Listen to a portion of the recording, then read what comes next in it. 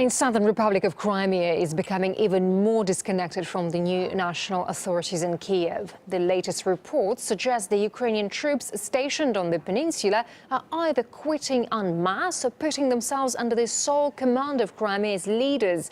That's as a wave of protests against Kiev is spreading across the southeast of the country. RT's Maria Finoshna is in the Crimean capital, and Alexei Yerashevsky is in the city of Kharkov. Hello to both of you. Maria, let's go to you first. The Ukrainian Prime Minister said the country was on the brink of disaster, citing the situation in Crimea. Does it feel like a pending disaster there? What do people say? How does it feel?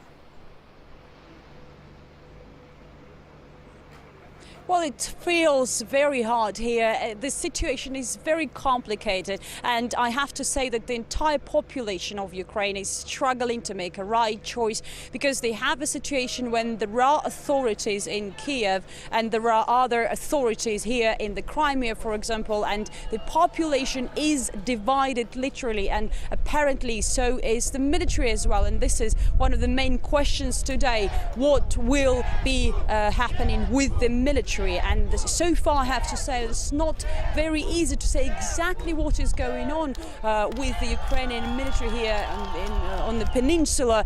You have to understand that it's a very sensitive issue, and it's not very easy to get access to military bases here on the peninsula or to talk to Ukrainian military. But we hear from local authorities that some of the soldiers and some of the officers indeed left their arsenals and gave up their weapons and declared they quit the military forces. But others, and as we can understand, this is the majority of the military here, at least this is what Crimea's authorities are saying, they made a decision to side with Crimea's authorities. But as we understand, the situation is now mainly controlled by so-called self-defense squads made up of locals, and we see these people patrolling Simferopol and other major cities here on the peninsula day and night. These people don't wear any uniform, they look quite civil, and 24/7 they're patrolling not only strategic governmental buildings but actually just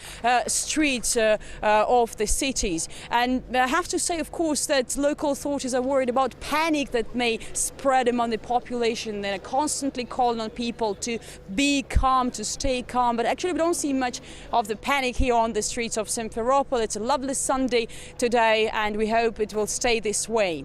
Back to you. Okay, and Alexei, to you now, in the east of the country, how noticeable is the anti-government sentiment where you are, and how is it being expressed there? Well, it's safe to say that the streets of one of Ukraine's largest city, the city of Kharkov, where I'm right now, are violence-free at the moment. But what Maria talked about, the division in the country, was pretty much tangible here on Saturday, when huge clashes erupted between supporters of Russia and those who are actually not supporting the new authorities in Kiev, and those who call themselves Euromaidan activists, who were sort of defending the local administration building. We have information from the local authorities that tear gas was used in those clashes, rocks were thrown, sticks were thrown, and at least 100 people have been injured as a result of these clashes. We know that the pro-Russia activists managed to get inside the building of the local administration and installed a Russian flag on top of its entrance. Right now the situation is relatively calm, but we cannot say the same about the whole eastern part of Ukraine at the moment. Yes, and actually that was my question to Maria. So what about the rest of the southeast of Ukraine? Is there a similar mood there?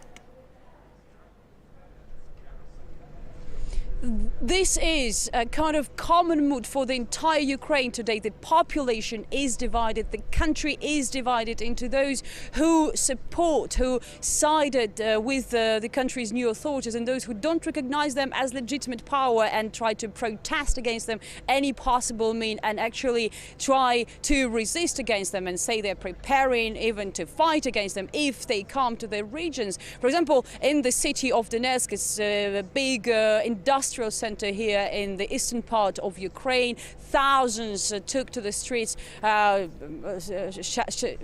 chanting pro-Russia slogans and actually anti-fascist slogans, because they consider the forces that took power in Kiev are radicals, and they call them fascist power, and they are afraid that they can come to their regions bringing violence. And local authorities, not only ordinary people but authorities and officials, declared that they no longer obey Kiev, and they voted also for referendum over the region's status to be held in the nearest future. And this is the mood all across Ukraine, and especially here in the eastern and southern part of the country.